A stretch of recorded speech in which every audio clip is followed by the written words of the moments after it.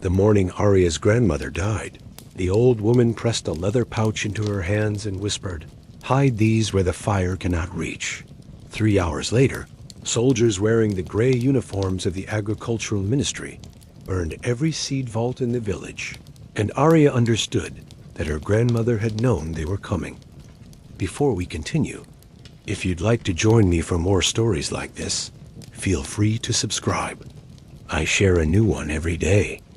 And if you don't mind, leave a comment and tell me where you're listening from and what time it is for you right now. I love seeing how far these stories travel. The pouch felt heavier than it should have as Arya watched smoke rise from the community granary. She was 17, thin as a reed from the rationing, with dirt permanently embedded under her fingernails from working her family's small plot. The other villagers stood in a silent cluster while ministry officials read from prepared statements about contamination risks and necessary precautions. The words meant nothing. Everyone knew what this really was. Her mother's hand found her shoulder, squeezed once, then released. They couldn't afford to draw attention. Not now. Not with the pouch burning against Arya's ribs, where she'd tucked it inside her threadbare shirt. The seeds were heritage varieties. Her grandmother had explained in fragments over the years, when she thought no one else was listening. Before the simplification, before the ministry had mandated that only certified, sterile crops could be planted, there had been thousands of different plants. Tomatoes that tasted like the earth after rain, corn in colors beyond yellow, beans that could survive drought and flood and still produce enough to feed a family through winter. Now there were 12 approved varieties for the entire region. 12 crops that required expensive fertilizers and pesticides, sold exclusively by ministry-approved distributors. 12 plants that produced seeds incapable of germination, forcing farmers to purchase new stock every season. 12 ways to ensure compliance through hunger. The fire burned for 3 days. Arya's village, Millbrook, sat in what had once been called the breadbasket, a sprawling agricultural zone that had fed millions before the climate, wars, and the subsequent reorganization. Now it fed the cities while the farmers themselves survived on rations of processed nutrition bars and whatever vegetables they could coax from their assigned plots. The soil had grown tired. Yields dropped every year despite the chemical inputs, or perhaps because of them. But questioning the ministry's methods meant questioning the system that kept society from collapsing entirely. And no one had the energy for rebellion when they were too exhausted from simply trying to survive. Arya had never known her grandfather. He'd been disappeared 20 years ago for operating an illegal seed library. Her grandmother never spoke of him directly, but sometimes, when her hands moved through the soil, her lips would form words that might have been prayers, or might have been promises. On the 4th morning after the burning, Arya woke before dawn and slipped from the house. Her younger brother, Finn, slept in his corner, his breathing raspy from the respiratory illness that plagued half the children in the village. The approved crops were nutritionally adequate, the ministry claimed, but something essential was missing. People survived, but they didn't thrive. The forest began where the agricultural zones ended, a tangle of wild growth that the ministry hadn't yet found profitable to clear. Arya followed deer paths deeper into the shadows, the pouch clutched against her chest. She needed to find a place the soldiers wouldn't think to search, somewhere she could return to without drawing notice. She'd been walking for perhaps an hour when she heard water. A stream, narrow but strong, cutting through rock and root. Beside it, an ancient oak had fallen decades ago, its massive trunk now hollowed by rot and weather. Arya knelt and peered inside the cavity. Dry, sheltered, hidden by a curtain of ferns. Perfect. Her hands shook as she opened the pouch. Inside were perhaps 50 small envelopes, each labeled in her grandmother's careful script. Brandywine tomato, blue Hubbard squash, Cherokee Trail of Tears bean, scarlet runner, moon and stars watermelon. The names alone were poems, speaking of a time when food had identity. when crops carried stories. She couldn't keep them all here. Too risky. If this cache was discovered, centuries of preservation would end. Arya removed 10 envelopes, resealed the pouch, and wedged it deep into the oak's hollow. She covered the entrance with stones and moss until it looked like nothing more than another feature of the forest floor. The 10 envelopes she kept went into a small tin that had once held her grandmother's sewing needles. That tin went back inside her shirt. She would need to create multiple hiding places, distribute the risk. But first, she needed to understand what she was protecting. Back home, she found her mother in the kitchen, staring at the small pile of nutrition bars that constituted their weekly ration. 4 bars each, 28 bars for a family of 7. They were supposed to last. Where did you go? Her mother's voice was flat, exhausted, walking, couldn't sleep. Her mother's eyes went to Arya's shirt, to the small bulge of the tin. For a moment, something passed between them: recognition, fear, and a weary kind of acceptance. Your grandmother, her mother said slowly, always believed things would change, that someone would remember how to grow real food again. She turned back to the nutrition bars. I told her hope was dangerous. Was she wrong? Her mother didn't answer. Arya spent the next week in careful observation. She watched the ministry patrols, noting their routes and timing. She studied the other villagers, trying to determine who might be sympathetic and who might report unauthorized activity for extra rations. She examined her family's plot, considering where she might plant without drawing attention.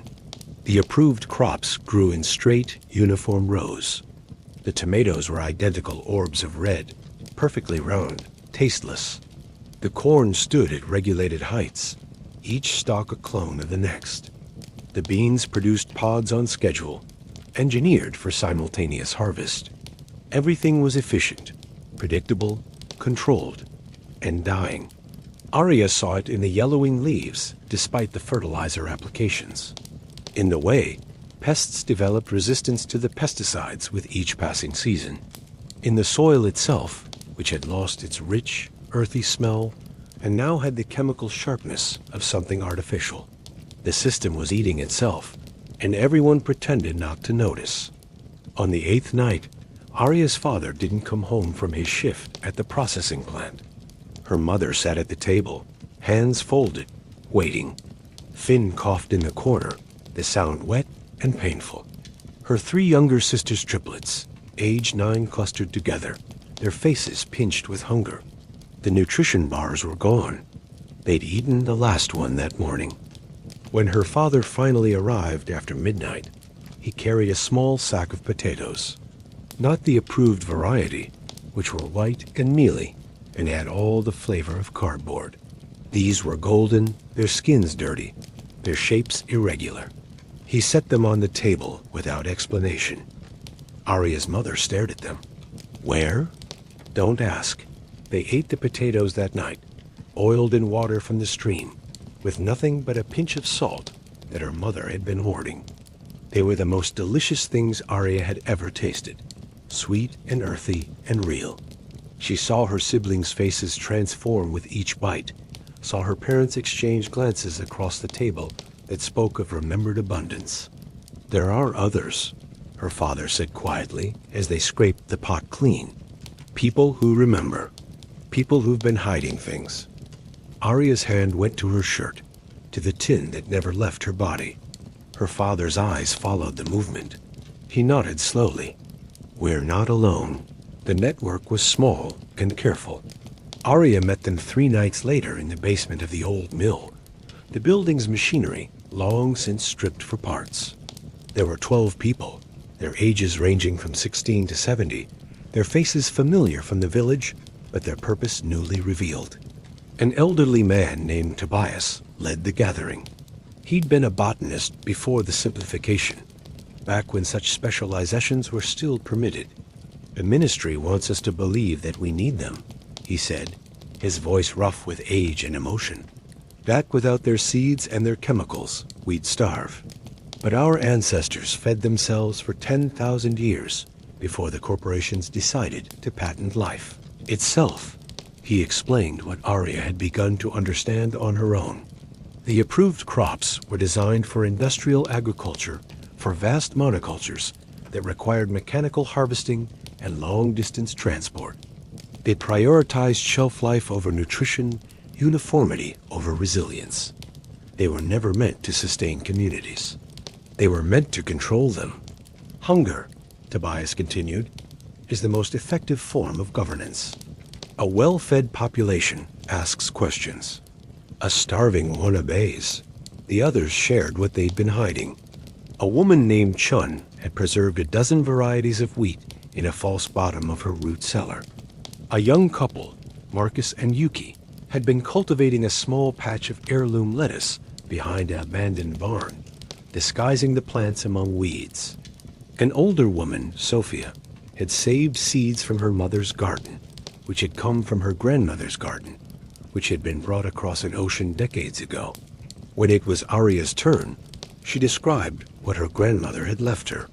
The other seed savers leaned forward, eyes bright with something that might have been tears or might have been wonder. Heritage varieties, Tobias breathed. We thought they were lost. The ministry's purges 10 years ago. My grandfather hid them, Arya said, before he was taken.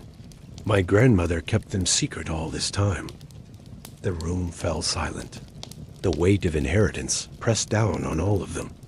Marcus spoke first. We need to plant them, not just hide them. Seeds have to grow to stay viable. They need to be refreshed, generation after generation. The patrols, someone began, are predictable, Tobias interrupted, and they're looking for large-scale violations. A few plants here and there, hidden among the approved crops, disguised as weeds, ... double quotes. He smiled, and it was the expression of someone who had been waiting years for this moment. We can do this. We have to do this. They began planning. Each seed saver would take a small number of varieties, selected for their ability to blend with existing plants, or to grow in marginal spaces the ministry didn't monitor. They would document everything: planting dates, growth habits, harvest yields. They would save seeds from the strongest plants, slowly rebuilding populations that had been almost extinguished. It was rebellion measured in millimeters. In a single tomato plant, hidden behind the ministry-approved variety. In bean seeds pressed into soil at the forest's edge. In the quiet defiance of people who refused to forget what food could be. Arya took responsibility for 5 varieties.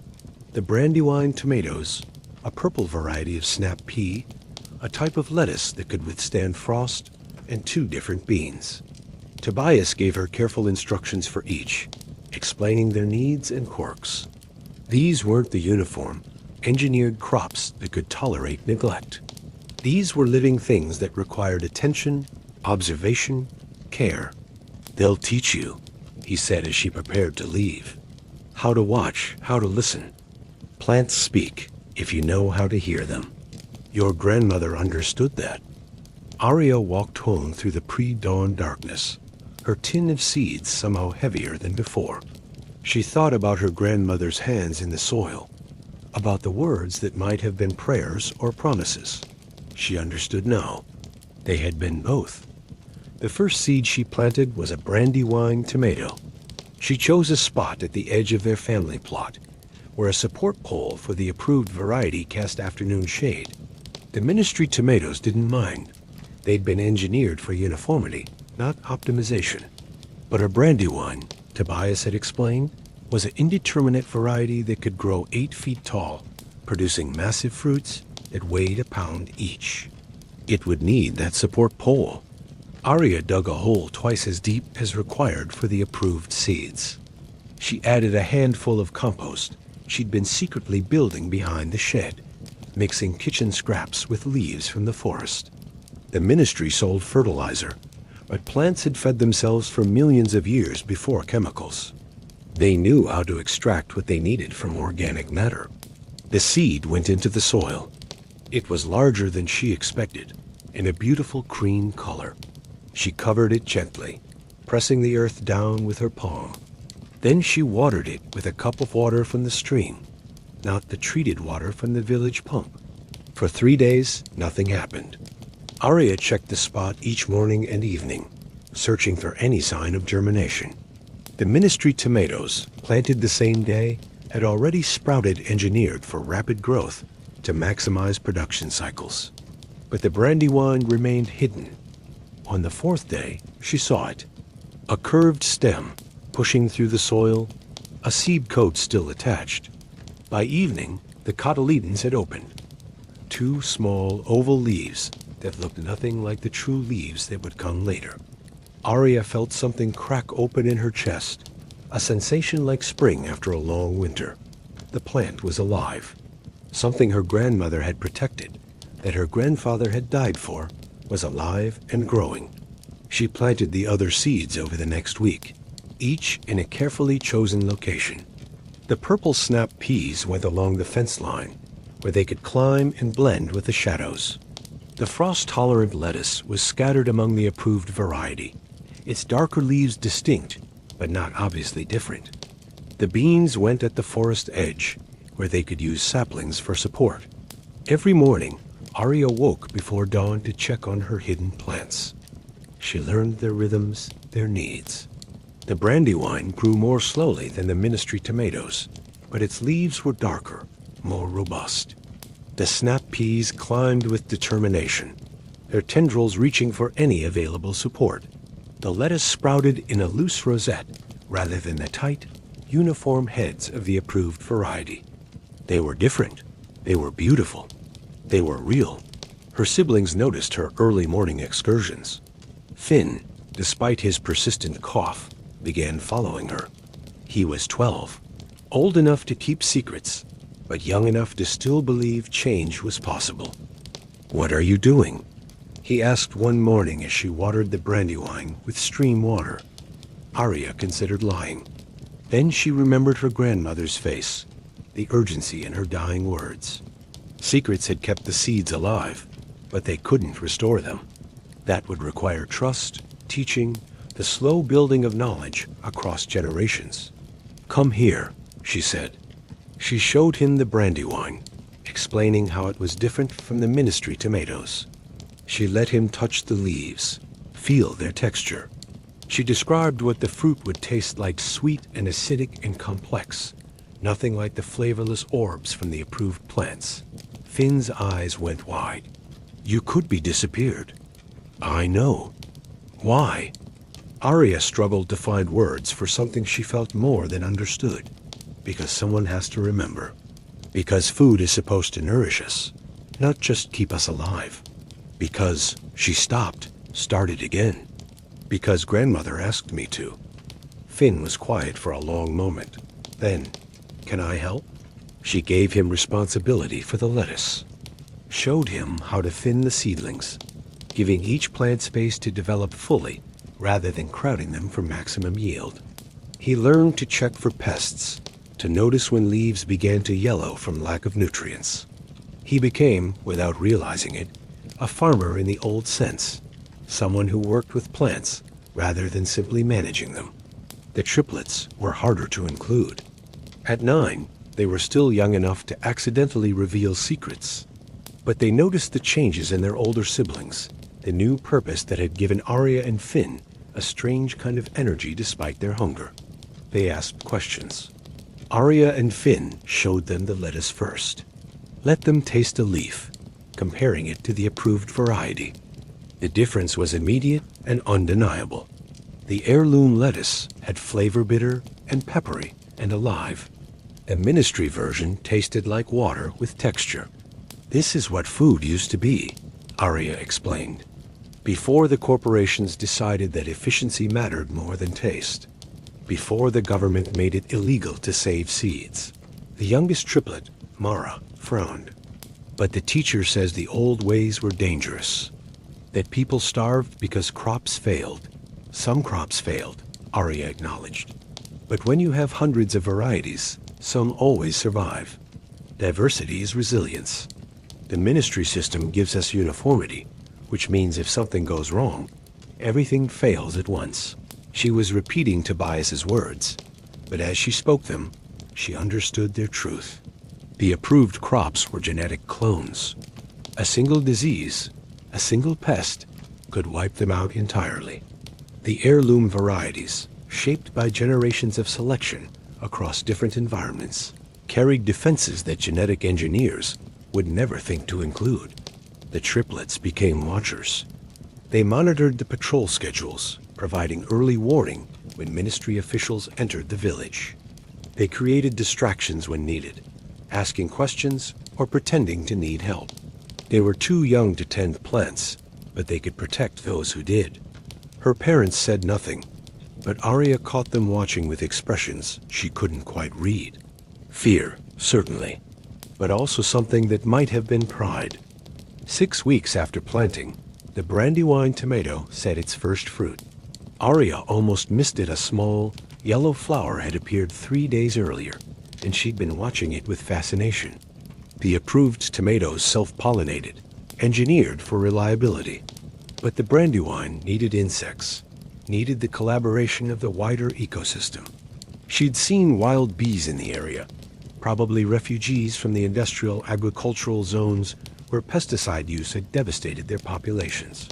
They'd found the Brandywine, drawn by something in its flowers that the ministry varieties lacked. And now, where the flower had been, a small green bulb was swelling. Arya touched it gently. The tomato was already the size of her thumbnail, ridged and irregular.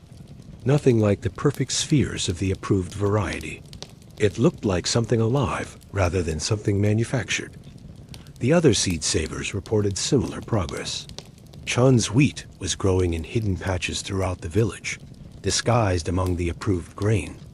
Marcus and Yuki's lettuce patch had expanded, providing fresh greens to a select few. Sophia's beans were climbing toward the sky, their purple flowers a secret signal to those who knew how to look.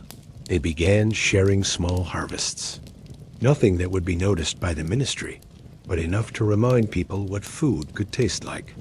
A handful of peas, split among 3 families. A single perfect lettuce head, its leaves divided and distributed. Each taste was a memory unlocked, a reminder of abundance that had been deliberately erased. The network grew. People Arya had thought of as compliant, as broken by the system, revealed themselves as careful rebels. They'd been waiting for a sign, for someone to take the first risk. Now they wanted seeds of their own. Tobias called a meeting to discuss expansion. "We're successful," he said, his voice carrying warning rather than celebration. "Which means we're becoming visible. The ministry doesn't tolerate success outside their system." He was right to be worried. 3 days later, a patrol arrived unscheduled. They weren't the regular agricultural inspectors, but members of the compliance division, dressed in black rather than gray. They moved through the village with scanners, devices that measured soil composition and nutrient levels. Arya watched from a distance, her heart pounding. The scanners could detect unauthorized amendments, the compost she'd been adding, the different microbial profiles of healthy soil. If they checked her family's plot thoroughly, they'd find the Brandywine. But the patrol moved quickly, more interested in the community spaces than individual plots. They scanned the burned seed vault, the common areas, the irrigation systems. They took soil samples from the main fields. Then they left, providing no explanation. The village held its collective breath. Something had drawn their attention. But what? And would they return? Chun approached Arya 2 nights later. The older woman's face was drawn, aged by worry. "We need to stop," she said.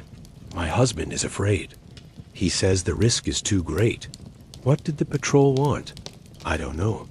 But the scanners, their new technology, more sensitive. If they return with those devices and actually search individual plots, ... double quotes, she didn't finish the sentence. Arya understood the fear. Discovery meant disappearance, not just for the person found with illegal seeds, but often for their entire family. The ministry used collective punishment to discourage rebellion. Help your neighbor plant an heirloom tomato, and your children might pay the price. But stopping meant accepting permanent dependence. It meant watching her brother's health decline, watching her sisters grow up, never knowing what real food tasted like. It meant letting her grandmother's life's work turn to dust in a hidden oak tree. "We'll be more careful," Arya said. "Smaller plantings, better camouflage." You don't understand," Sean interrupted. "My husband will report me if I continue. He's been talking to the compliance officer. He thinks cooperation might earn him a position at the processing plant." The betrayal was physical, a punch to Arya's stomach. "He'd turn you in. His own wife? Hunger does things to people." Sean's voice was hollow. "Makes them desperate. Makes them cruel." She reached into her bag and pulled out a small container. "This is everything I have left. Take it. Hide it. Maybe someday ... She stopped, unable to finish. Arya took the container. Inside were perhaps 24 seed packets, carefully labeled in Shun's precise handwriting. A lifetime of preservation handed over in an act of surrender. "I'm sorry," Shun whispered. Then she was gone, disappearing into the darkness. The news spread through the network. Chun's husband had indeed made contact with the compliance division. He'd offered information in exchange for guaranteed rations and possible employment. He didn't know details. Chun had been careful, but he knew something was happening. That was enough to bring the patrols back. "We have to shut down," someone said at the emergency meeting. "Destroy the plants, bury the seeds. Wait until this blows over." "It won't blow over," Tobias said quietly. "The ministry is tightening control because the system is failing. Crop yields are down 30% across the region. They're blaming sabotage, but the truth is their sterile monocultures are collapsing. They need scapegoats. Then we're dead," Marcus said flatly. "If they search thoroughly, they'll find everything." Arya thought about the brandywine tomato, now bearing fruit the size of her fist. About Finn's careful tending of the lettuce. About her grandmother's whispered instructions. About the wild bees that had found their way to living flowers. "What if we don't hide?" she said. Everyone turned to stare at her. "What if we plant more? What if we plant so much that they can't possibly eliminate it all? What if we give seeds to everyone, not just our network, and let the plants grow wild?" "That's insane," someone said. "That's suicide." "Maybe." Arya pulled out her tin, opened it to reveal the envelopes inside. "But these seeds have survived decades of suppression. My grandfather died protecting them. My grandmother kept them alive through the worst of the purges. They're survivors. And if we scatter them widely enough, some will survive whatever the ministry does next." Tobias was nodding slowly. "Guerrilla gardening. But on a massive scale. Not just our network, the entire village. The forests, the abandoned areas. Anywhere a seed might take root. They'll come for us," Yuki said. "They're already coming. At least this way, we leave something behind." The decision was made without voting, without formal agreement. People simply began moving.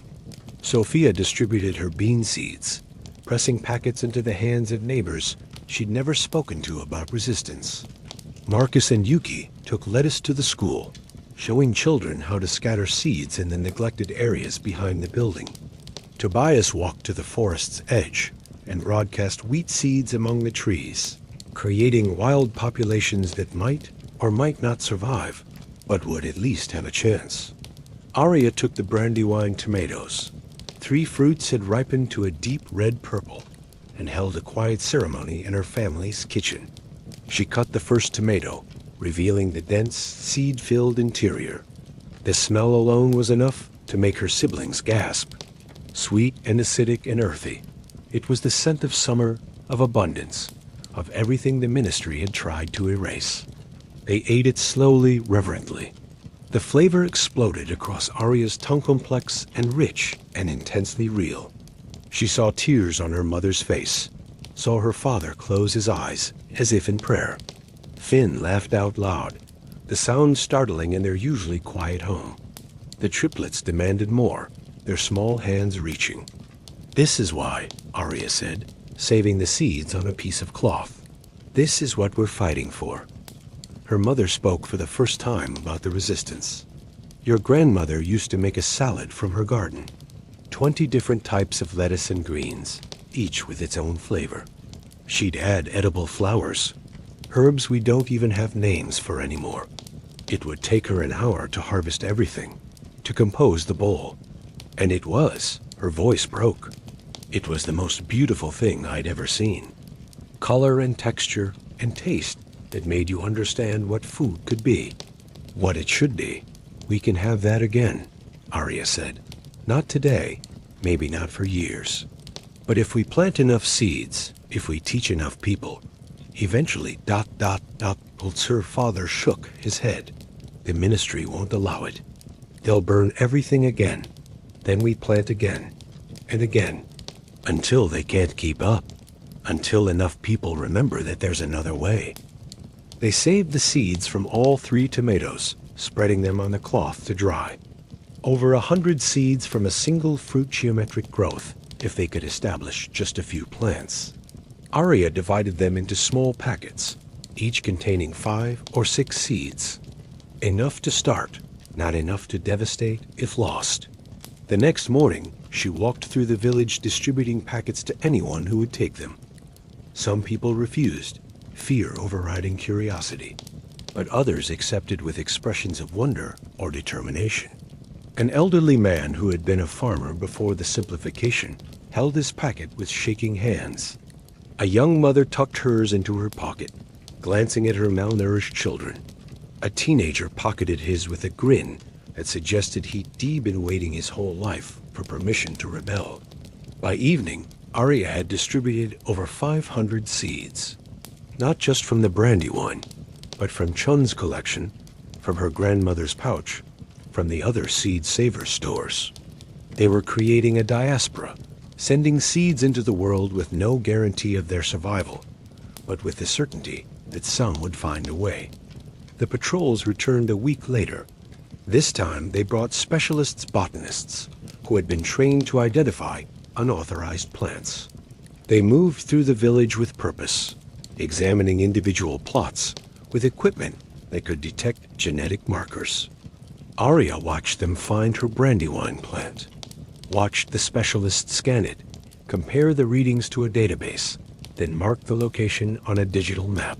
The man's face showed no emotion as he uprooted the plant, now bearing 6 large fruits, and tossed it onto a growing pile of contraband vegetation. They found Chun's wheat, Marcus and Yuki's lettuce, Sophia's beans. Every plant the network had carefully cultivated was identified and destroyed. The pile of pulled plants grew until it was taller than Arya. It represented months of work, the patient tending of dozens of people. The patrol burned the pile that evening. The entire village was required to attend, to bear witness to the consequences of deviation. A compliance division officer read a prepared statement about the dangers of genetic contamination and the necessity of maintaining approved crop standards. His voice was flat, bureaucratic, devoid of any recognition that he was describing the destruction of living things. Arya stood with her family and watched the flames consume the Brandywine plant. She thought about the 3 fruits they'd harvested, about the seeds now hidden in homes throughout the village. The plant was dead, but its children were already scattered. The officer finished his statement and issued a warning. Any further violations will result in criminal charges. We are implementing enhanced monitoring protocols. Report any suspicious activity to your local compliance office. Then, as an afterthought, rations for this district will be reduced by 20% due to the resources required for this enforcement action. The punishment was collective. The village would go hungrier because some among them had tried to grow real food. The cruelty was intentional, designed to turn neighbors against each other, to make rebellion into a betrayal of community. It might have worked, except for what happened 3 days later. The ministry's approved tomato crop failed, not just in Millbrook, but across the entire region. A fungal pathogen, one that had evolved resistance to every approved fungicide, swept through the industrial monocultures with devastating speed. Within a week, every approved tomato plant was dead or dying. The red fruits turned black and collapsed, releasing spores that ensured the disease's spread. The ministry issued emergency statements. They blamed climate change, sabotage, and natural evolution of pests. They promised new resistant varieties within a season. But everyone knew the truth. The system had been too uniform, too fragile. A single disease had destroyed everything because everything was genetically identical. Arya walked through the ruins of her family's plot, looking at the blackened stalks of the ministry tomatoes. The brandywine had been pulled 2 weeks earlier, but it had lived long enough to set seed, and it had been different enough, genetically diverse enough, that the fungus might not have touched it. She thought about diversity as resilience, about the hundreds of heirloom varieties that had been destroyed over the years, each one carrying unique resistances that might have prevented this catastrophe. The ministry had sacrificed resilience for control, and now everyone was paying the price. The rations shrank again. People began to show signs of serious malnutrition. Finn's cough worsened until he could barely walk without becoming winded. The triplets grew quiet, conserving energy. Throughout the village, children stopped playing. The old and sick began to die. Arya retrieved one of the brandywine seed packets she'd hidden and planted 12 seeds in a marginal area behind the abandoned barn where Marcus and Yuki had grown their lettuce. If the patrols came again, they'd destroy these plants too. But the alternative was to do nothing while people starved. The seeds germinated. She tended them in secret, visiting before dawn and after dusk. The plants grew slowly without the chemical inputs the ministry tomatoes received, but they grew healthy, strong, resistant. Other people were doing the same. Arya saw plants appearing in unexpected places, along fence lines, in the forest, in the neglected corners of community spaces. People had kept seeds from the distribution, had waited for the patrols to move on, and were now planting in defiance or desperation, or both. The compliance division returned. They found some of the new plantings and destroyed them, but they couldn't find all of them. The guerrilla garden was too dispersed, too organic. For every plant they pulled, 2 more appeared elsewhere. A strange new rhythm developed. The ministry would patrol, destroy, and threaten. The villagers would wait and plant again. It was inefficient and exhausting and resulted in minimal actual harvest. But it was also impossible to fully suppress. Arya's 12 brandywine plants produced fruit. She harvested them at night, careful not to be seen. A yield was smaller than it would have been with proper care, but it was real food grown from saved seeds. She divided the fruit among families with young children, prioritizing those whose kids showed the worst signs of malnutrition. Each tomato was sliced thin, distributed so widely that a single fruit might feed 10 families. The portions were tiny, but they were enough to remind people of what they were fighting for. And each fruit contained seeds, hundreds of them, potentially thousands as they were shared and replanted. Tobias called another meeting. The old botanist looked exhausted, his frame thinner than ever, but his eyes were bright. "We're winning," he said, and the statement was so unexpected that everyone went silent. "How can you say that?" Sophia demanded. "We're starving. The patrols are destroying everything we plant." "The ministry is losing control," Tobias interrupted. "Their approved crops failed. Their sterile seeds can't adapt. They're facing food shortages in the cities, not just in the agricultural zones. For the first time since the simplification, the system is openly failing." He pulled out a battered tablet, its screen cracked but functional. "I've been monitoring underground networks. Other regions are experiencing similar problems. The monocultures are collapsing everywhere. Pests are evolving faster than the engineers can modify crops. The soil is depleted. and people are starting to ask questions. The tablet showed reports from across the continent. Cities where rations had been cut to starvation levels. Industrial farms abandoned because the soil could no longer support even chemically enhanced growth. Protests, usually quickly suppressed, calling for a return to traditional agriculture. The ministry will adapt, Marcus said. They'll engineer new crops, implement stricter controls. With what? Tobias smiled. Genetic engineering requires genetic diversity. They need heritage varieties to provide the traits they're trying to replicate. And we're systematically destroying the seed banks they've been raiding. The vault they burned here contained the last known samples of 24 varieties. Samples they needed for their research. Arya understood. They're eating their seed corn. Exactly. Every heritage variety they destroy makes their job harder. Every heirloom that goes extinct limits their options. They can't control what they can't create, and they can't create without accessing the very diversity they've been suppressing. The revelation shifted something in the room. The rebellion had felt desperate, doomed to fail. But maybe it wasn't about winning in the traditional sense. Maybe it was about survival, about keeping alternative options alive until the dominant system collapsed from its own contradictions. So what do we do? Yuki asked. What we've been doing, Tobias said. We save seeds. We plant. We share. We teach. And we wait for the system to realize it needs us more than we need it. The waiting was hard. Winter came, and with it, deeper hunger. The ministry's promised replacement crops didn't materialize. The enhanced rations never arrived. The processing plant where Arya's father worked reduced its hours and closed entirely. There simply wasn't enough food to process. People began to leave the village, seeking better conditions in the cities.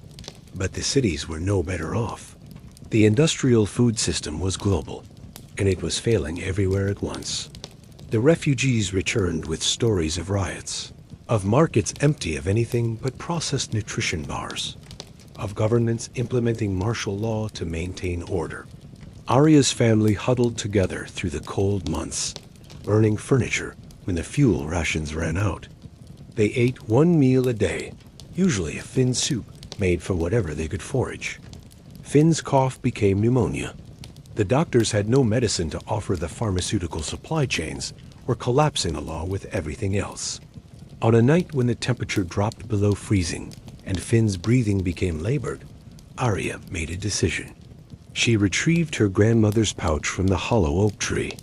The leather was cold and stiff, but the seeds inside were protected. She brought them home and showed her mother.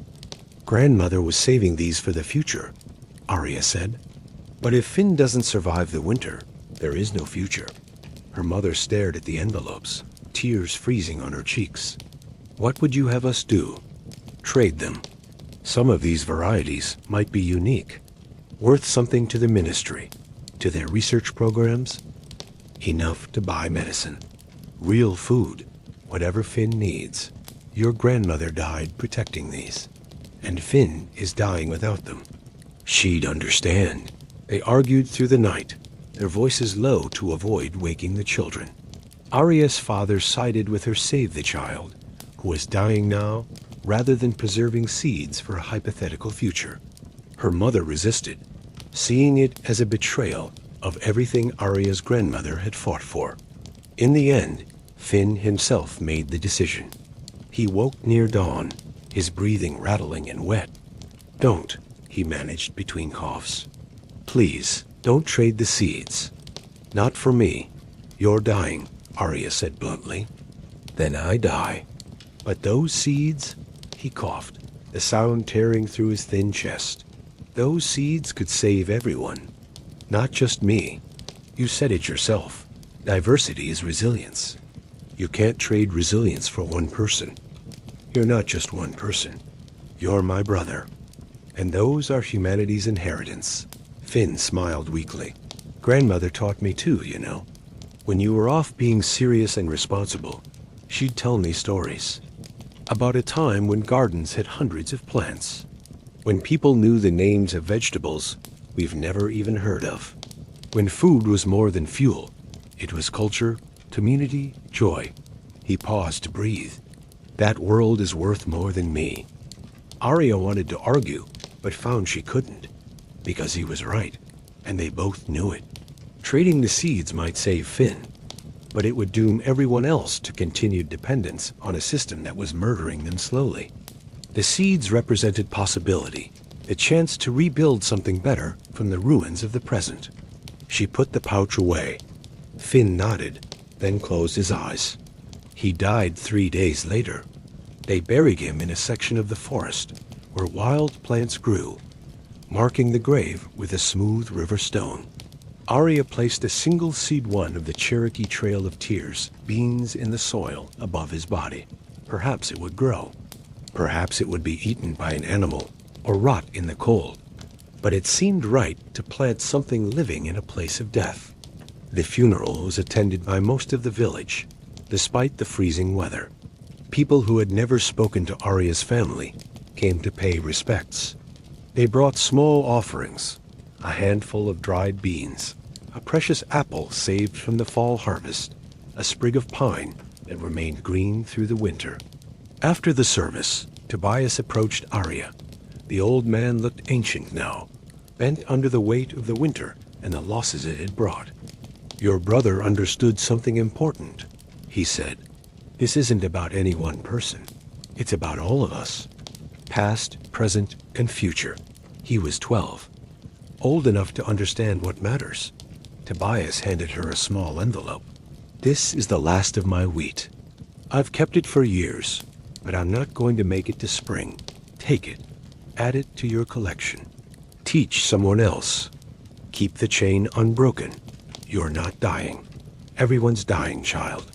The question is what we leave behind." He closed her fingers around the envelope. "Promise me you'll survive, that you'll plant these when the time is right, that you'll remember not just the seeds, but why they matter," Arya promised.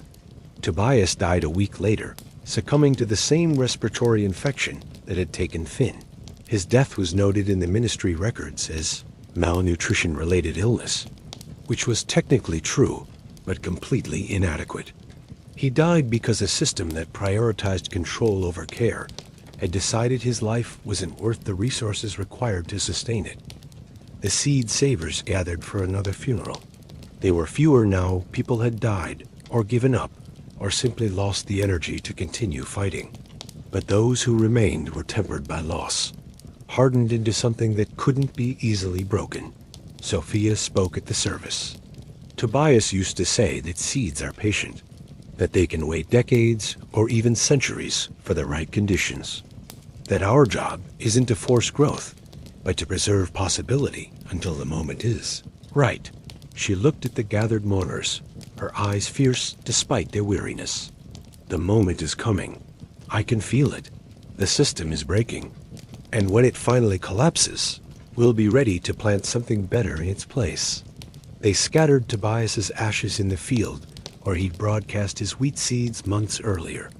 Arya looked out at the snowy expanse and imagined spring green shoots emerging, wild populations of forgotten grains reclaiming abandoned space. It seemed impossible in the dead of winter, but seeds specialized in the impossible. The ministry's control began to fracture in early spring. Patrols became sporadic, then stopped entirely. The processing plant never reopened. The compliance office was abandoned. For several weeks, no one came from the cities. No supplies, no officials, no communication. Then the refugees began arriving. Not people fleeing to the cities, but people fleeing from them. They came in small groups, exhausted and starving, with stories of complete social breakdown. The industrial food system had collapsed so thoroughly that cities of millions were left with no supply chains at all. Governments had fallen or retreated into fortified zones, protecting the elite while abandoning everyone else. The refugees were seeking farmland, hoping that rural areas might still produce food. What they found were villages as hungry as they were, fields lying fallow because there were no ministry-approved seeds to plant, communities barely surviving on foraged foods, and whatever they'd hidden from the patrols. Arya watched the desperate masses arriving and felt the weight of her grandmother's pouch pressing against her ribs where she now kept it. She had seeds that could grow food. Not enough to feed everyone, but enough to start. The question was whether to reveal them. The decision was made for her when a group of refugees began stripping bark from trees to eat, a sign of desperate starvation. Among them was a small girl, maybe 5 years old, who reminded Arya painfully of her youngest sister. The child was crying, not from hunger, but from watching her mother try to chew wood pulp. Arya walked to the hollow oak and retrieved the full collection. Every seed her grandfather had hidden, her grandmother had protected, Tobias had contributed, Chun had surrendered. It represented decades of preservation, centuries of agricultural knowledge, the genetic heritage of countless traditional farmers who had bred these plants across generations. She brought the collection to the village square where the refugees had gathered.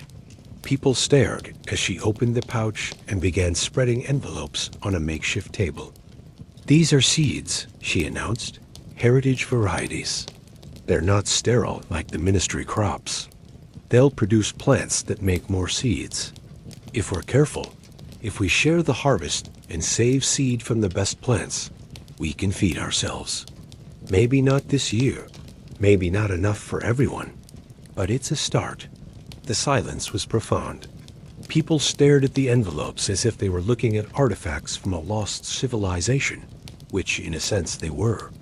These seeds represented a world before the simplification, before corporations had decided to patent life itself. "Those are illegal," someone said. "There is no law anymore," Arya replied. "The ministry is gone. The system that made these illegal no longer exists. All that's left is us, and the choice of whether to survive or starve while obeying rules that no longer matter." She picked up an envelope. Cherokee Trail of Tears beans, the label read in her grandmother's handwriting. These beans were carried along a forced migration route. People who were being removed from their ancestral lands chose to carry these seeds. They valued them enough to preserve them through that horror. And they've been passed down ever since, generation to generation, waiting for the moment they'd be needed. She held up another envelope. Moon and Stars watermelon. This variety almost went extinct in the 1980s. A single farmer kept it alive, sharing seeds with anyone who asked. It survived because people believed that diversity mattered, that we couldn't afford to lose even one variety. Envelope after envelope, each with a story. Each representing human choices made across decades or centuries to preserve something valuable. Together, they represented not just food but culture, history, the accumulated wisdom of countless farmers who had understood that seeds were inheritance. "I can't promise these will save us," Arya said. "I can't promise there's enough. But I can promise that if we plant them, save seed from the harvest, and share what we grow, we have a chance." The ministry tried to make us dependent, to ensure we could never feed ourselves. These seeds are the proof that they failed. She began distributing seeds, not randomly, but carefully, choosing varieties that matched people's knowledge and resources. Experienced gardeners received the more finicky varieties. Those with access to good soil got the heavy feeders. People with limited space received compact varieties. Each packet came with instructions, with warnings, with encouragement. The refugees who had been trying to eat bark received the hardiest varieties plants that could tolerate poor soil, insufficient water, inexperienced care. Purple snap peas that fixed their own nitrogen. Scarlet runner beans that could climb anything. Lettuce that could be harvested leaf by leaf, providing continuous food. "This isn't charity," Arya told them. "We're creating a network. Every person who receives seeds has a responsibility to save seeds from their harvest and share them with others. We're not just feeding ourselves this year. We're rebuilding the foundation that will feed generations." The planting began the next day. People who had never farmed before learned from the village elders. They prepared soil by hand, having no access to machinery or chemical inputs. They planted too thick, then learned to thin. They overwatered, then learned to recognize moisture stress. They made every possible mistake, but they learned. Arya moved through the emerging gardens, teaching and troubleshooting. She showed people how to identify pest damage, how to build trellises from scavenged materials, how to recognize nutrient deficiencies. She shared the knowledge Tobias had given her, which he had received from farmers who had learned from their parents, creating a chain of wisdom stretching back millennia. The first food came quickly. Lettuce could be harvested in 30 days. The snap peas began producing in 6 weeks. These weren't huge harvests, but they were real food, fresh and alive. People who had survived on nutrition bars and foraged bark wept at the taste of a fresh pea pod. The tomatoes took longer. Arya planted her remaining brandywine seeds in a sheltered area with the best soil, determined to produce a perfect harvest that would yield maximum seed. She tended them obsessively, checking for pests, adjusting water, pinching suckers to direct energy toward fruit production. 70 days after planting, the first brandywine fruit ripened. It was enormous, nearly 2 pounds, its skin a deep red purple that seemed to glow in the afternoon sun. Arya harvested it reverently, cradling it like something precious. She held a ceremony that evening. The entire community gathered as she sliced the tomato, revealing its dense, seed-filled interior. The smell alone was transcendent sweet and acidic and deeply earthy. She divided the fruit into small portions, ensuring everyone received at least a taste. The reaction was immediate. People who had forgotten what flavor meant were suddenly reminded. Parents fed tiny pieces to their children and watched their faces transform. Elderly villagers closed their eyes, transported to memories of gardens from their youth. The refugees, many of whom had never tasted an heirloom tomato, simply stood in stunned silence. "This is what we're fighting for," Arya said, holding up a seed she'd extracted from the fruit. "Not just survival, not just enough calories to keep breathing, but this food that nourishes the body and the spirit, food that carries stories, food that tastes like summer and hope and the future we're going to build." She placed the seed in an envelope. "I'm going to save every seed from this harvest, and next year we'll have more plants, and the year after, more still. We'll share them with other communities, other regions. We'll rebuild the diversity that was stolen from us. And eventually, we'll have gardens again, not industrial plots of identical clones, but gardens with hundreds of varieties, each one adapted to local conditions, each one bringing something unique to the table." The harvests continued through summer. The beans produced prolifically, climbing fences and trees, their purple flowers drawing wild pollinators. The squash sprawled across disturbed ground, their huge leaves shading out weeds. The wheat grew in wild patches, mixing with native grasses, creating hybrid populations that would be shaped by natural selection. People learned to save seeds. Arya taught them to choose fruits from the best plants, to let pods fully mature on the vine, to store seeds in cool, dry conditions. She explained genetic diversity, why they should save seed from multiple plants rather than just one, how to maintain variety integrity while also allowing for adaptation. The network expanded beyond Millbrook. Refugees carried seeds to other communities. Reports came back of gardens appearing in abandoned city lots, of rooftop farms, of guerrilla plantings in parks and along highways. The Ministry Seed Vault destruction had been meant to eliminate alternatives. Instead, it had forced people to scatter seeds so widely that suppression was now impossible. Not everything succeeded. Some varieties proved poorly adapted to the changed climate. Some gardens failed due to inexperience or bad luck. Pests destroyed entire plantings. Drought withered carefully tended crops. The failures were devastating, but they were also educational. People learned which varieties worked in their conditions, which planting times were best, which companion planting combinations helped or hindered. Arya documented everything. She filled notebooks with observations, which varieties showed disease resistance, which produced well in poor soil, which attracted beneficial insects. She was creating a new agricultural knowledge base, one built on actual growing conditions rather than industrial assumptions. By fall, the community had food, not abundance, not yet, but enough to survive the winter without relying on external systems that no longer existed. The harvest celebration was simple shared meals of foods people had grown themselves, seeds displayed like treasures, stories told of successes and failures, and what had been learned. Sophia stood to speak. The old woman had made it through the winter, toughened by grief and purpose. "I want to tell you about my grandmother," she began.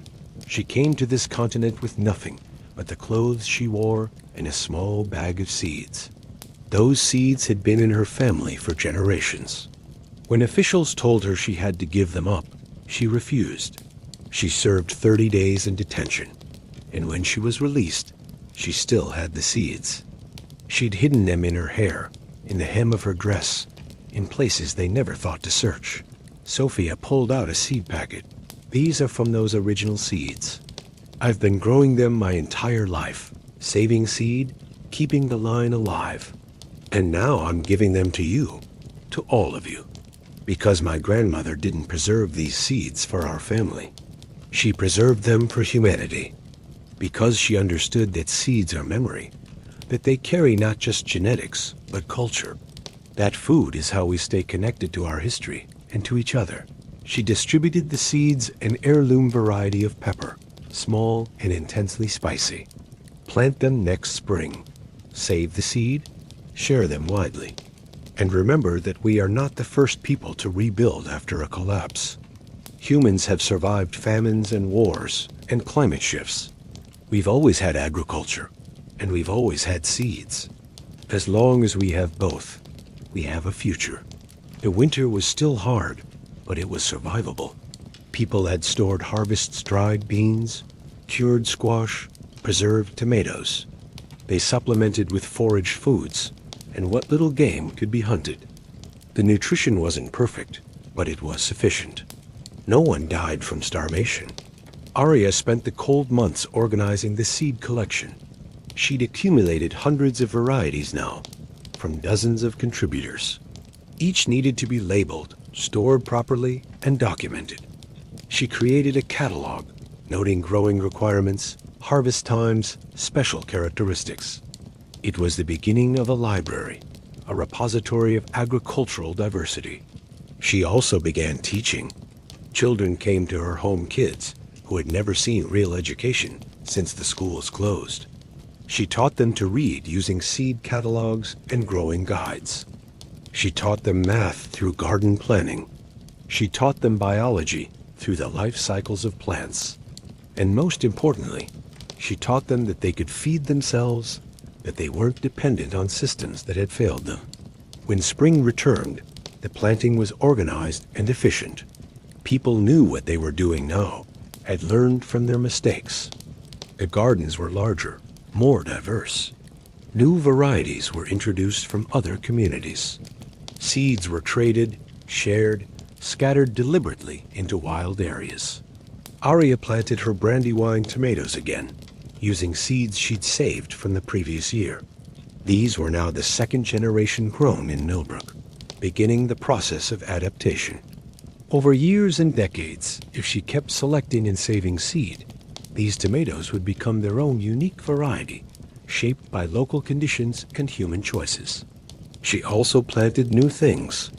A farmer from another community had brought seeds of a grain called quinoa, which he'd kept hidden for 15 years. Someone else had amaranth, a plant that produced nutritious leaves and seeds. The diversity was expanding, creating resilience. The seasons passed. Springs of planting, summers of growth, autumns of harvest, winters of planting. The community became self-sufficient, then started producing surplus. That surplus could be traded with other communities, creating new networks of exchange. not controlled by corporations or governments. 3 years after the ministry's collapse, Arya stood in what had once been her family's assigned plot.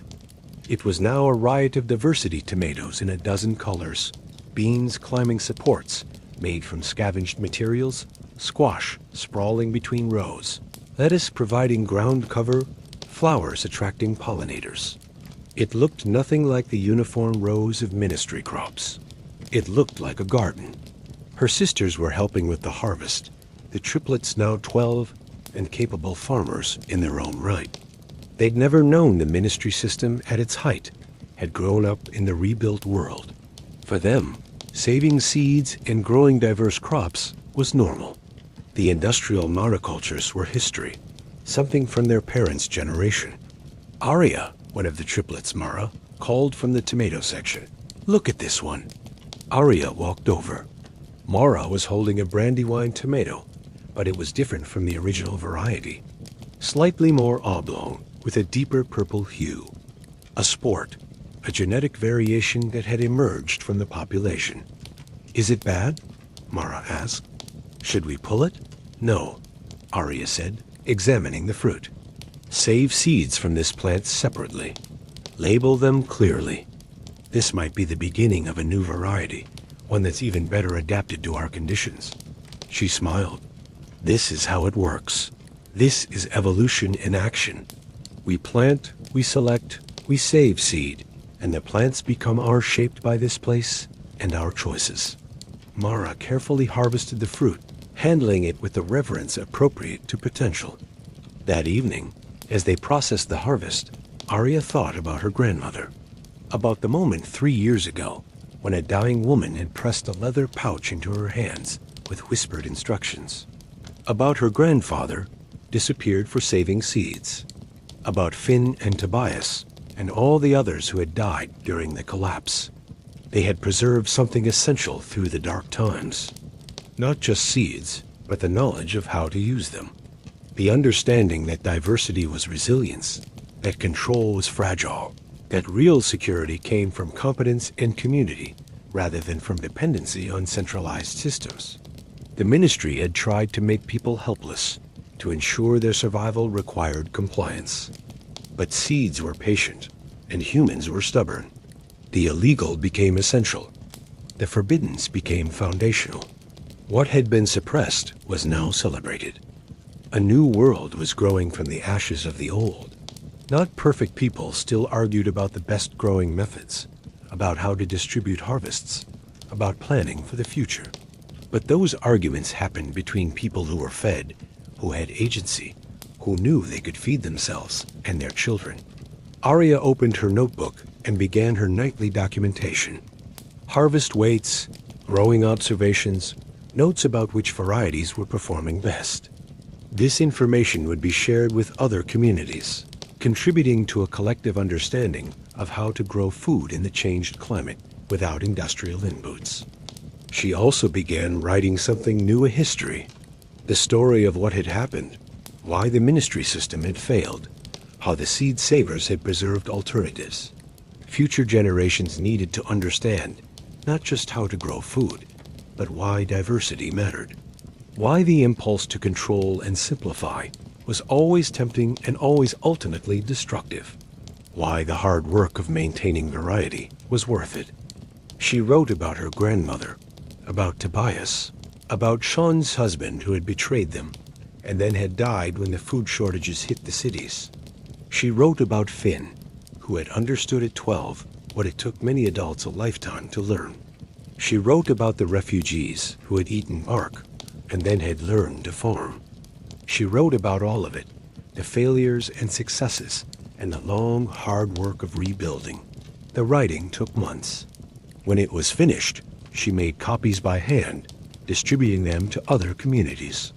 Some people preserved her account as history. Others used it as a teaching text. It became part of the oral tradition, told and retold, modified and adapted, but always carrying the core message. Diversity is resilience, seeds are freedom, and we are not powerless. 10 years after the collapse, Millbrook hosted a gathering of seed savers from across the region. Hundreds of people came, bringing seeds, knowledge, and stories. They displayed their best vegetables, traded varieties, and shared growing techniques. It was part agricultural fair, part knowledge exchange, part celebration. Arya walked through the displays, marveling at the diversity. There were tomatoes in colors she'd never seen, beans with patterns that looked like art, squash in shapes that seemed impossible. Each variety represented someone's careful work, their patient selection, and seed saving. Each was a small victory against the simplification that had nearly destroyed everything. She stopped at a display from a community 300 miles away. They'd brought a variety of corn they'd bred by crossing 3 different heirloom types.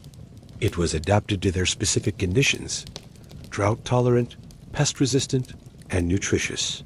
They were giving away seeds freely, asking only that growers save seed and share with others.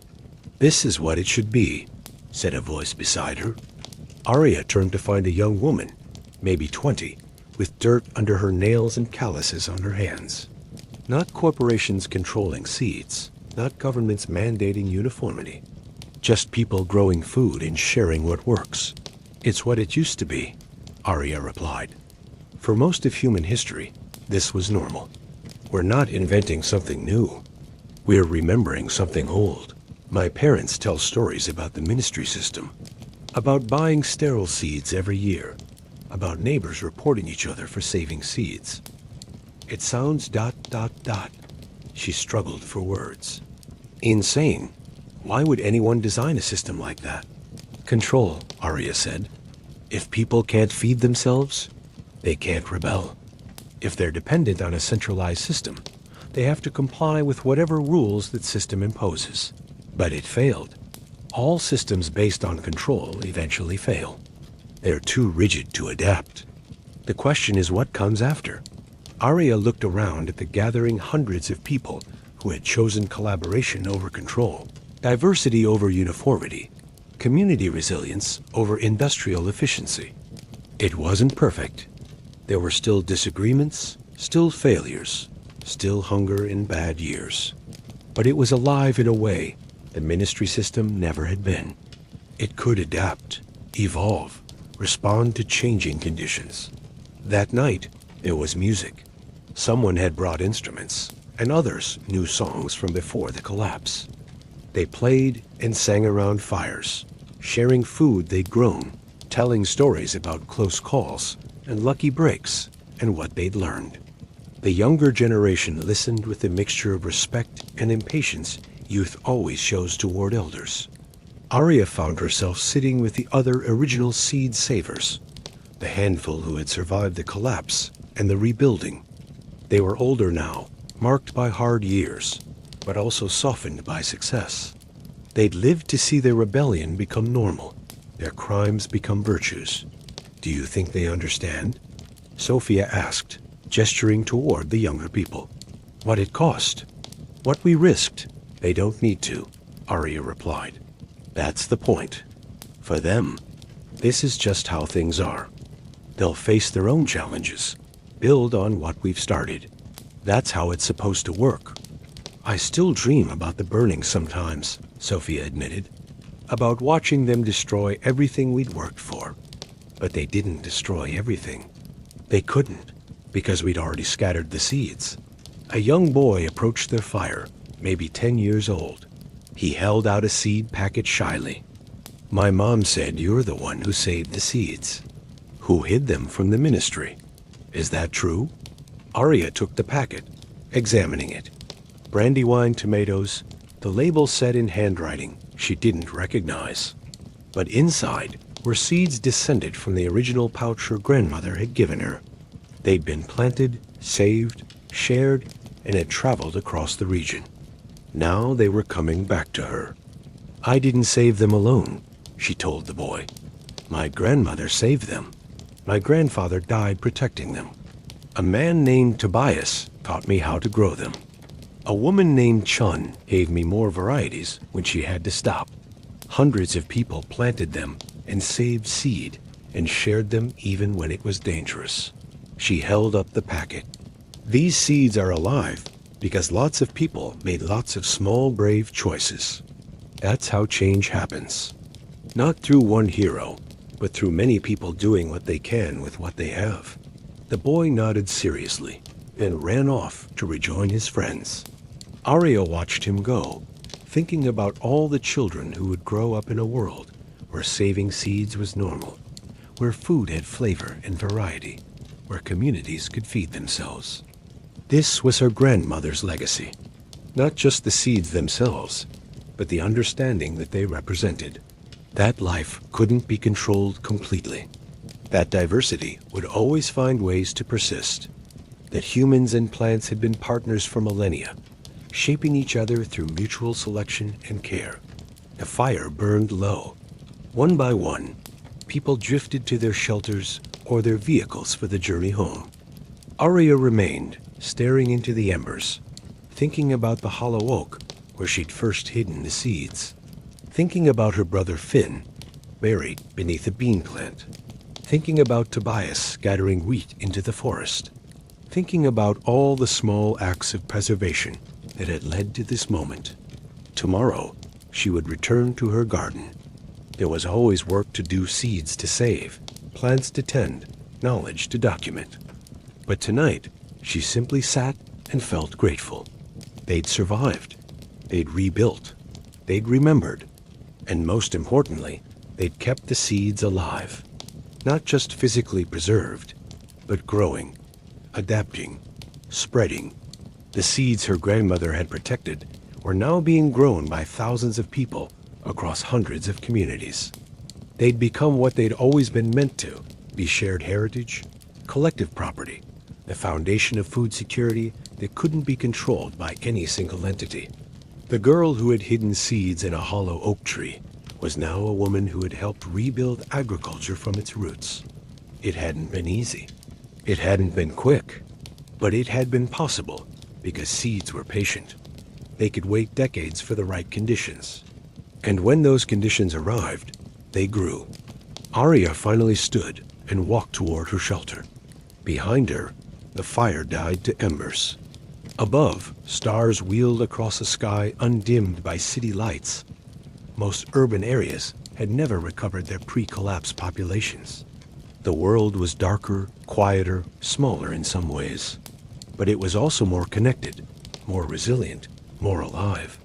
She thought about tomorrow's dawn, about returning to her garden, about all the seasons still ahead, about the seeds she would plant and the seeds she would save, about the knowledge she would share and the students she would teach, about the slow, patient work of growing not just food, but a future where hunger wasn't a tool of control.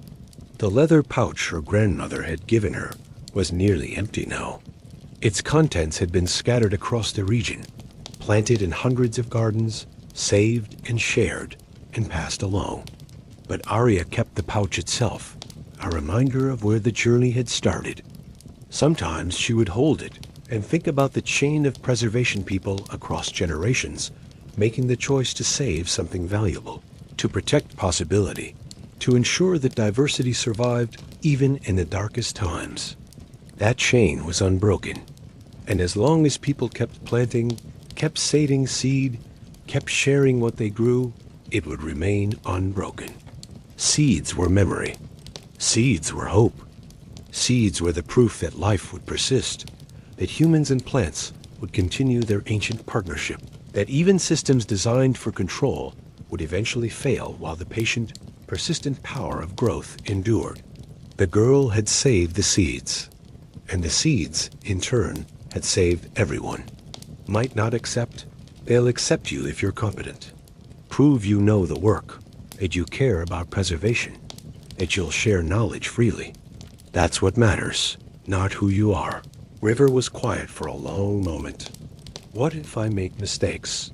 You will make mistakes. Everyone does. The question isn't whether you'll err, but whether you'll learn from it. Whether you'll admit when you're wrong and adjust. That's the only expertise that matters. The willingness to observe outcomes and modify approaches. Over the next 2 years, Arya gradually transferred responsibilities. River began teaching the classes, managing the collection, representing the library at regional council meetings. Arya stayed available for consultation, but stepped back from daily operations. It was harder than she'd expected. She defined herself through this work for so long that stepping away felt like losing part of her identity. But it was necessary. Individuals died. Institutions, if built properly, could persist.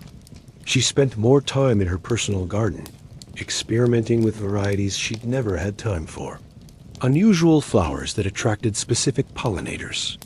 Perennial vegetables that could provide food without annual planting. Wild relatives of domesticated crops that might contribute useful traits through breeding. It was the work she'd always wanted to do, small-scale, detailed, observant. Not managing a library or teaching crowds, but simply working with plants, learning their rhythms, participating in the ancient partnership between humans and domesticated species. One morning, while she was examining a particularly interesting tomato mutation, fruits growing in clusters rather than individually, a stranger appeared at her garden gate. He was middle-aged, travel-worn, with the look of someone who'd come a long distance. "Are you Arya?" he asked. "I am. I've traveled 3 months to meet you. I'm from the western coast. We've been reading your histories, using them to guide our own rebuilding. I wanted to thank you in person." Arya set down the tomato she'd been examining. "You came 3 months just to say thank you? And to ask questions? And to share what we've learned? And to bring seeds varieties from our region that might be useful here?" They talked for hours. He described the coastal communities, how they'd rebuilt with an emphasis on marine resources, combined with terrestrial agriculture. They'd developed varieties adapted to salt spray and sandy soils. They'd learned to use seaweed as fertilizer, to integrate aquaculture with plant growing. Different challenges, different solutions, but the same fundamental principles: diversity, distribution, community resilience. Before he left, the stranger gave Arya a small package. Inside were seeds of a coastal lettuce variety that could tolerate salt exposure. "We developed this over 20 years, he explained, starting with an heirloom that showed some salt tolerance, selecting every generation for plants that could handle increasing salinity. Now it thrives in conditions that would kill normal lettuce." "This is beautiful work," Arya said, examining the seeds. "May I give these to our seed library? They should be widely available. That's why I brought them. No one owns varieties anymore. They belong to everyone." After he left, Arya sat with the seeds for a long time. This stranger had traveled 3 months because her hastily written history had meant something to him, had guided choices made by people she'd never met in places she'd never seen. The work she'd done, the seeds she'd saved, the knowledge she'd shared, the examples she'd tried to set, had rippled outward in ways she couldn't have anticipated. She thought about her grandmother, pressing a leather pouch into her hands with whispered instructions. Had the old woman imagined this? That her carefully preserved seeds would spread across a continent, that her granddaughter would become a symbol of rebuilding, that the work she'd begun would touch thousands of lives? Probably not. Probably she'd just been trying to preserve something valuable, to maintain options for an uncertain future.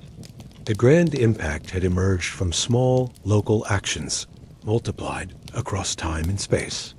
Arya was 65 when she decided to write again. Not a history this time, but a guide. Something practical that communities could use to establish their own seed libraries, their own breeding programs, their own networks of preservation. The mistakes to avoid, the principles that mattered, the details that seemed minor but proved crucial. She worked on it for 3 years, filling notebooks with careful instructions and diagrams. River helped, contributing sections on cataloging systems and teaching methods. Others added their expertise: soil building techniques, pest management strategies, storage methods for different seed types. The result was comprehensive hundreds of pages documenting everything they'd learned about community-based seed keeping. They made copies, though in a world without industrial printing, This meant laborious hand copying or primitive reproduction methods. Still, the guides spread. Communities used them to establish their own systems, then modified them based on local conditions, and shared their modifications with others.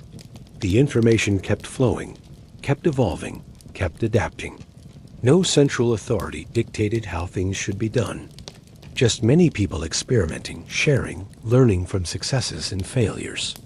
It was inefficient by industrial standards, but it was resilient. No single breakdown could stop the whole system. Aria was 70 when she returned to the hollow oak tree where she'd first hidden her grandmother S-seeds.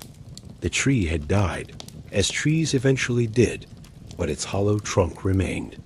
She knelt beside it, ran her fingers over the rotting wood. This was where it had started, where she'd made the choice to distribute risk rather than protect everything in one place, where she'd trusted that scattering seeds widely was safer than keeping them secured. She thought about all the places those original seeds had traveled. They'd crossed the continent now, planted in every climate zone, adapted to local conditions, mixed and recombined with other varieties. The genetic diversity that had been compressed into her grandmother's small pouch had exploded outward, creating thousands of local populations. Some of the original varieties had probably gone extinct lost through accident or neglect, but their genes persisted in crosses and hybrids, in the adapted populations that had formed. Nothing was truly lost, just transformed and distributed. She planted something new in the hollow oak S-remained seeds of a variety called utopian tomato that she'd never seen before. A trader had given them to her, explaining they'd been bred by a community experimenting with perennial tomatoes, trying to create plants that didn't need annual replanting.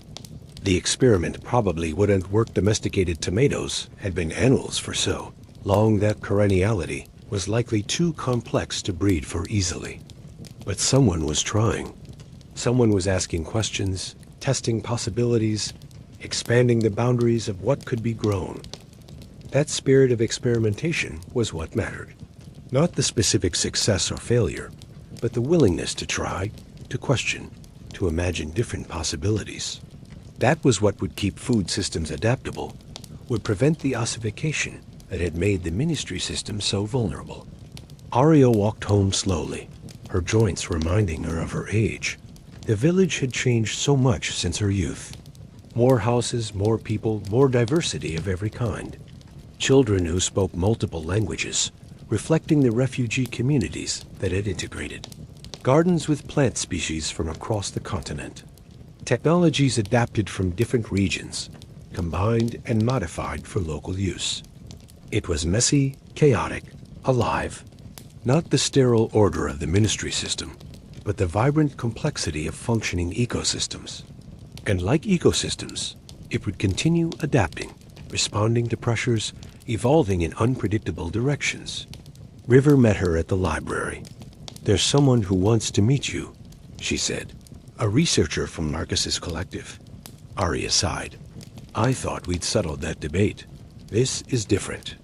They've been experiencing problems. Their engineered varieties are showing unexpected vulnerabilities. They want to access our heirloom collection, to breed in more diverse genetics. They want to take from our commons after years of arguing it was unnecessary.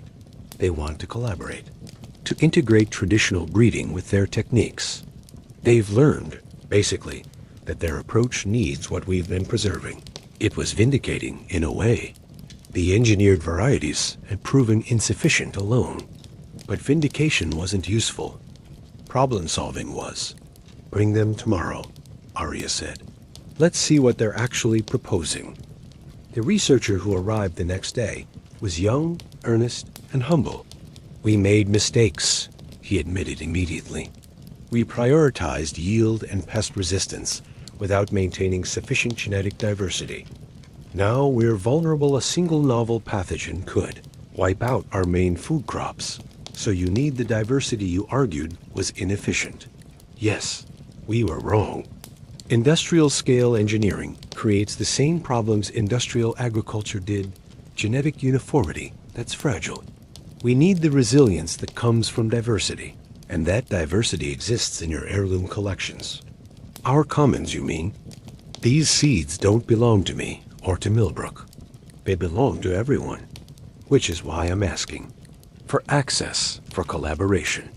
We can offer things to genetic analysis that could help identify useful traits, breeding techniques that could accelerate development of climate-adapted varieties. Not replacing traditional methods, but complementing them. Arya looked at River, who nodded slightly. This was her decision now. Access is free, River said, as always. Take whatever seeds you need. Study them, read with them, share what you develop. But the results must be open, no patents, no restricted access. Anything developed using our genetic material becomes part of the commons. Agreed. We've learned that lesson too. They worked out details, which varieties might be most useful, what traits the engineered populations needed, how to maintain genetic integrity while allowing for recombination. It was technical but also philosophical, a negotiation about how different approaches could coexist. After the researcher left with seeds and information, River turned to Arya. Do you think this is wise? Giving them access to everything we've preserved?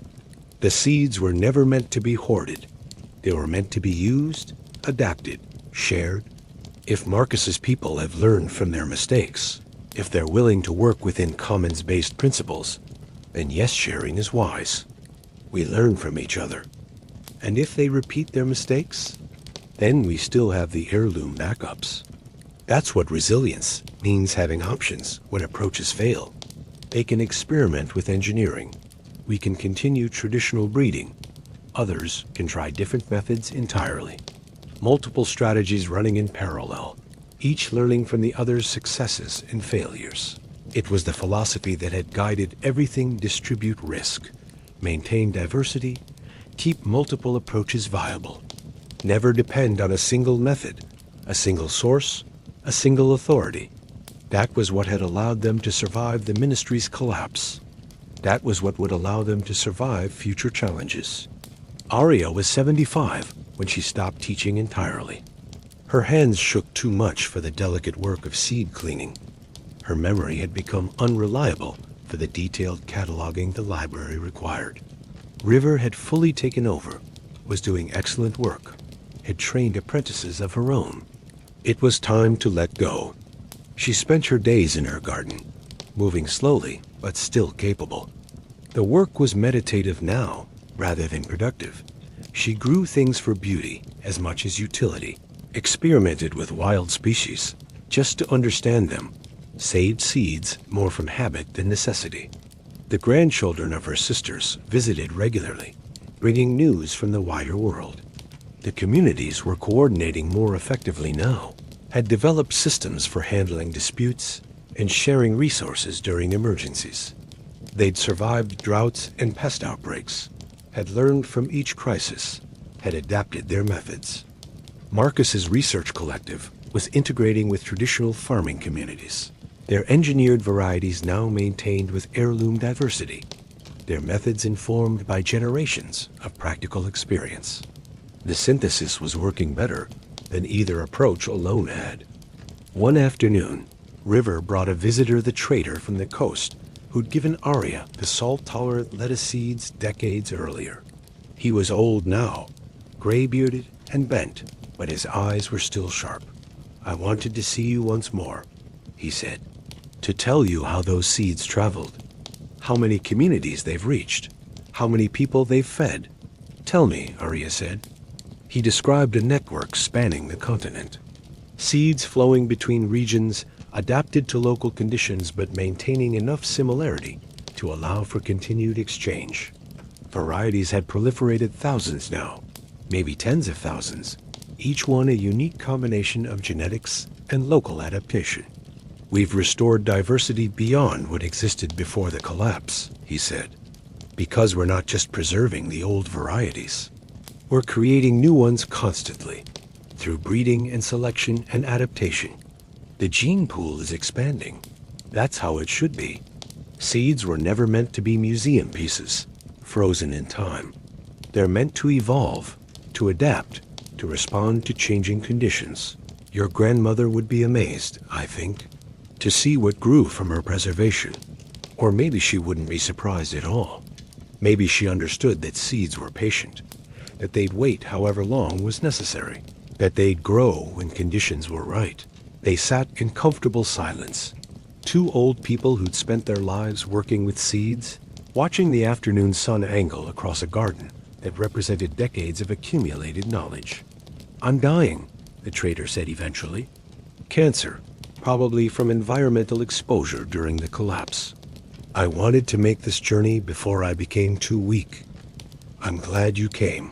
Will you do something for me? There's a variety I developed, a papal tree that can grow in coastal conditions, tolerating salt spray and sandy soil. I have grafting wood with me. Will you plant one so something of my work continues here?" "Of course." They grafted the apple together the next day, Arya shaking hands guided by the trader's steady ones. The work was difficult, requiring precision she no longer quite possessed, but they managed. The scion was attached to rootstock, wrapped carefully, given time to heal and integrate. The trader left the following morning, heading home to die in familiar surroundings. Arya never saw him again, but she tended his apple tree carefully. It grew slowly, adapting to conditions very different from the coast where it had been developed. 3 years later, it produced its first fruit small, tart apples marked by its genetic heritage and shaped by its new environment. She saved seeds from those apples, knowing they wouldn't grow true apple seeds were highly variable, each one potentially producing a completely different tree. But that was fine. The variability was potential, was options for future selection, was the raw material of adaptation. Arya was 80 when she began to understand she was dying. Nothing dramatic, just a slow diminishment. Food tasted less interesting. Sleep came less easily. The garden, which had always been a source of joy, became more of a duty. She stopped tending most of it, maintaining only a small section near her house. River and others helped with the rest, keeping the plants alive, saving seeds, continuing the work. They brought her harvests, showed her unusual mutations, asked for her opinion on selection decisions. She gave advice when she could, but increasingly, she told them to trust their own judgment. She'd taught them principles, but principles needed to be applied flexibly, adapted to specific situations. They knew the garden better than she did now. They should trust what they saw. Her last planting was a brandywine tomato. She'd saved seeds from the original variety for over 50 years now, selecting always for the best combination of flavor and productivity. The variety had adapted to Millbrook's conditions, becoming something slightly different from what her grandmother had given her. She planted a single seed, watered it, watched it germinate. The familiar curve of the stem pushing through soil, the cotyledons opening, the first true leaves developing. The cycle she'd watched thousands of times, never losing its sense of miracle. The plant grew as she declined. It set fruit as she took to her bed. Too weak now to spend much time upright. River brought her a fruit from the plant enormous, perfect, the deep red-purple of the original variety. "Taste it," Arya said. River sliced the tomato. The smell filled the room sweet and acidic and intensely alive. She handed Arya a piece. The flavor was extraordinary, complex and balanced and rich. Everything a tomato should be. Everything the ministry varieties had never been. Everything her grandmother had died to preserve. "Save the seeds," Arya whispered. "Keep the variety going. Teach others. Remember why it matters. I will.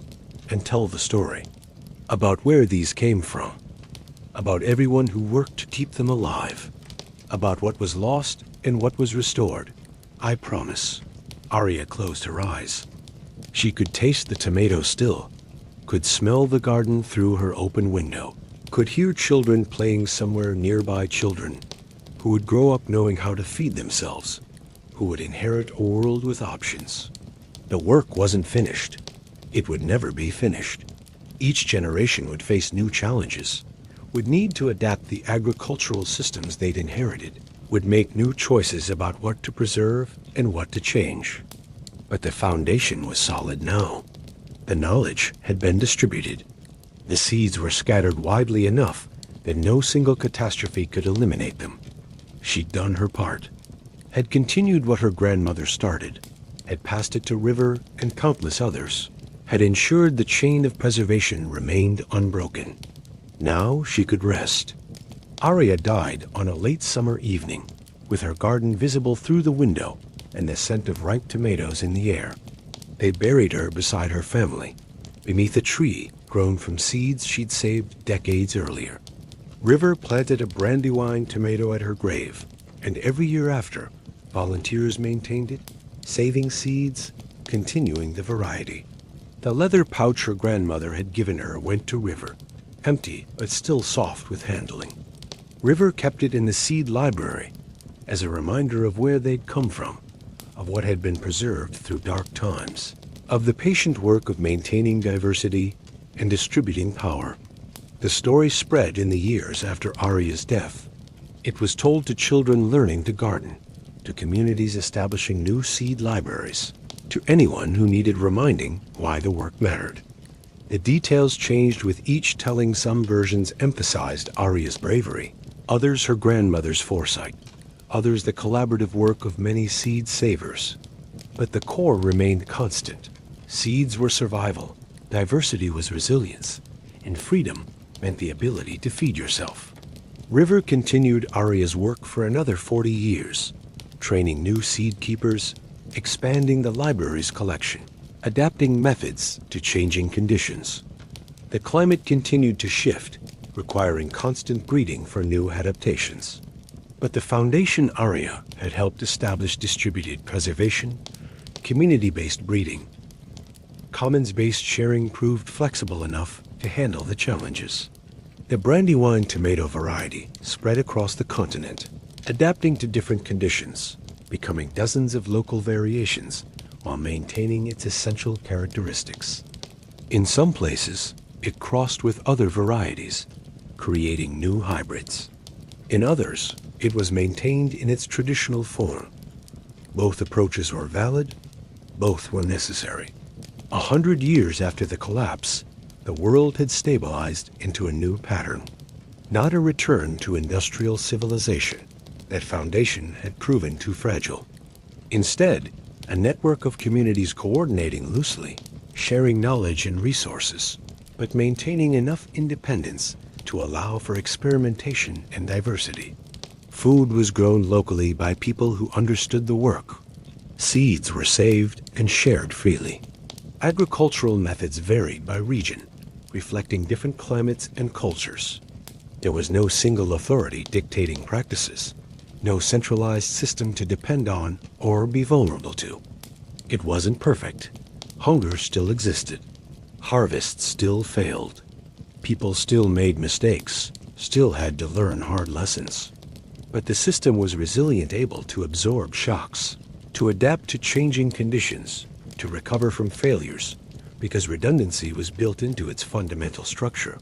The girl who'd saved the seeds became legend, her story simplified and mythologized by time. But in seed libraries across the continent, in gardens where heirloom varieties grew, in the practices of communities that prioritized diversity and distribution, her real legacy persisted, not as monument, but as living practice. Not as history, but as ongoing work. And in fields and gardens everywhere, Brandywine tomatoes grew heavy with fruit, rich with flavor, carrying in their genetics the accumulated choices of generations. They were food, and they were history, and they were future all at once. They were proof that small acts of preservation, multiplied across time and space, could restore what had been lost and create something resilient enough to endure. The seeds were patient. The seeds survived. And as long as people kept planting, kept saving, kept sharing, they would continue to grow.